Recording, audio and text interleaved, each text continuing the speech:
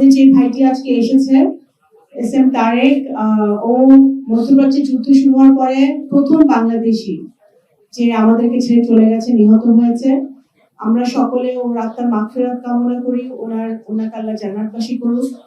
এই পর্যন্ত আমাদের 6 জন বাংলাদেশিকে আমরা দুর্ভাগ্যবশত হারিয়েছি এই যুদ্ধে, এবং আমরা একে একে সবাইকে আমরা সকলে যেন দেশে ফিরতে পারে সে ব্যবস্থা পররাষ্ট্র মন্ত্রণালয়, প্রবাসী কল্যাণ মন্ত্রণালয় করছে। এবং আমাদের প্রবাসে যারা এখন যুদ্ধের অবস্থা বিরাজ করছে তারা যেন নিরাপত্তার সাথে থাকে, সেটাও আমাদের মন্ত্রণালয় এবং আমাদের সরকার মাননীয় প্রধানমন্ত্রীর নেতৃত্বে সেটা আমরা সম্পূর্ণভাবে সচেষ্ট আছি। ভিসার মেয়াদ 1 মাস বাড়ানো হয়েছে, এবং যে সকল দেশের ভিসার মেয়াদ আরো বাড়ানো দরকার সেগুলো আমরা ইতিমধ্যেই কূটনৈতিক তৎপরতা চলছে, সেই ভিসার মেয়াদও বাড়বে। আমাদের প্রথম থেকে আমরা বলে আসছি যে আমাদের যারা রেমিটেন্স যোদ্ধারা আছেন, আমাদের যারা প্রবাসীরা আছেন, তাদের নিরাপত্তা, তারা যেন নিরাপদে দেশে ফিরতে পারে, এবং তারা যেখানে অবস্থান করছে তারা যেন ওখানে যতটুকু নিরাপত্তা আমরা দিতে পারি। যেটা একজন প্রশ্ন করেছেন যে আমরা কি ধরনের অ্যাওয়ারনেস তাদেরকে দিচ্ছি, বা এই যে হঠাৎ করে বেরিয়ে যাচ্ছে, তো সেইটা আমাদের দেখেন বিভিন্ন দেশে বিভিন্ন সংখ্যার আমাদের বাংলাদেশিরা অবস্থান করছেন। তো আমাদের দূতাবাসগুলো সম্পূর্ণরূপে চেষ্টা করছে তাদেরকে জানানোর, তাদেরকে খবরগুলো দেওয়ার, এবং যেই যুদ্ধের যে খবরগুলো আমরা পাচ্ছি সাথে সাথে কিন্তু আমরা তাদেরকে দূতাবাসগুলো জানাচ্ছে নিরাপদে থাকার, তারা যেন লোকেশন পরিবর্তন করে নিরাপদ জায়গায় যায়, সেই তথ্যগুলো আমরা তাদেরকে সরবরাহ করার চেষ্টা করছি। কিন্তু দুর্ভাগ্যবশত আমরা আমাদের বাংলাদেশিদেরকে হারিয়েছি 6 জনকে, এবং আরো যাতে আমরা সেইটা না হারাই সেই ব্যবস্থা আমরা যতদূর সম্ভব আমরা নিচ্ছি। এবং আরেকটি যেটা প্রশ্ন করেছেন আপনাদের, আরেকটি প্রশ্ন করেছিলেন, আচ্ছা সেইটা দেখেন আমাদের এক একটি দেশের গালফ কান্ট্রিগুলোতে এক একটা দেশের যুদ্ধের অবস্থা এক এক রকম।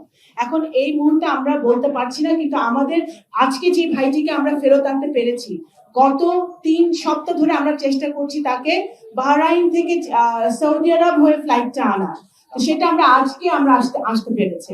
তো এখন সেটা ডিপেন্ড করবে যে আমাদের পররাষ্ট্র মন্ত্রণালয় থেকে আমরা চেষ্টা চালাচ্ছি যে যত তাড়াতাড়ি সম্ভব যে রুটগুলো খোলা আছে, যে ফ্লাইটগুলো অ্যাভেলেবল, সেই ফ্লাইটগুলোতে আমাদের যেই ভাইগুলো আমাদেরকে ফেরত আনতে পারিনি, যে ডেড বডি মরদেহ, সেগুলো যেন আমরা শীঘ্রই ফেরত আনতে পারি। এবং অবশ্যই যারা মৃত্যুবরণ করেছেন তাদের যে আর্থিক সহায়তা, সেটা তো প্রবাসী কল্যাণ মন্ত্রী ইতিমধ্যে বলেছেন সেটা অব্যাহত থাকবে, এবং আরো যদি কোনো সহযোগিতা করার প্রয়োজন হয় আমাদের রেমিটেন্স যোদ্ধাদের জন্য যারা তারেক রহমানের নেতৃত্বে উনি সবসময় বলেছেন যে সবসময় উনি গুরুত্ব দিবেন, এবং ইনশাল্লাহ সেটা আমরা দিব। আমাদের তথ্য অনুযায়ী আমরা 6 জনের কথা জানি। যদি এর বেশি হয়ে থাকে অবশ্যই সেটা পররাষ্ট্র মন্ত্রণালয় বা প্রবাসী কল্যাণ মন্ত্রণালয় সেটা খোঁজ নিবে। কুয়েতেরটা আমরা অবশ্যই কাউন্ট করেছি, আমরা জানি সেটা, কিন্তু আরো যদি হয়ে থাকে সেটা আমাদের খোঁজ নিয়ে যাবে। এখন পর্যন্ত আমাদের তথ্য অনুযায়ী বা আমাদের বিভিন্ন দূতাবাসের তথ্য অনুযায়ী সেটা আমাদের 6 জন এখন পর্যন্ত মৃত্যুবরণ করেছে।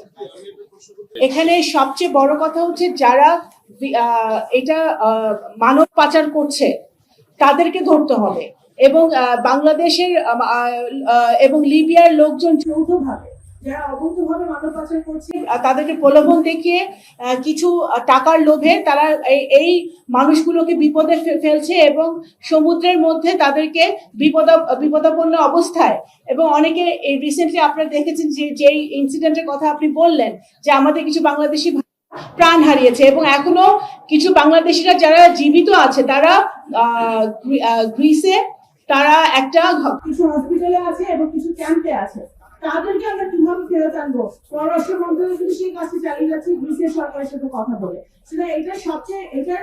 এই সমস্যার গভীরে যেতে হবে, এবং এই যারা এই অনৈতিক অবৈধ কাজগুলা করছে, এই ক্রাইম গুলা কমিট করছে, তাদেরকে আমাদের ধরতে হবে যৌথভাবে।